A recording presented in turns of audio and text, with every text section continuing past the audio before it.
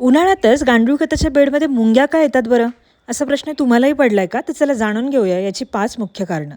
तर साधारण मुंग्यांना कोरडं वातावरण आवडतं. बेड कोरडा झाल्यास मुंग्या तिथं घरटं बनवतात आणि म्हणूनच बेडमध्ये ओलावा कमी झाला की मुंग्या तिथे पाहायला मिळतात.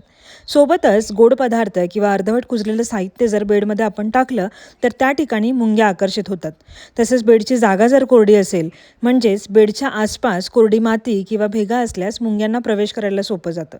सोबतच बेडच्या आजूबाजूला जर मुंग्यांची वस्ती असेल तर तिथे बेडला मुंग्या लागलेल्या पाहायला मिळतात आणि महत्त्वाचं म्हणजे जर बेडमध्ये तापमान नियंत्रित नसेल, तापमान जास्त असेल, त्यामुळे बेड योग्य स्थितीत नसल्याने मुंग्या वाढलेल्या पाहायला मिळतात. तर सध्या आपण आपल्या ओपन प्लॉटमध्ये आहोत आणि मागे पाहाल तर यातील एकाही बेडमध्ये मुंग्यांचं प्रमाण आपल्याला पाहायला मिळणार नाही. यासाठी मी एक सोपा उपाय करते.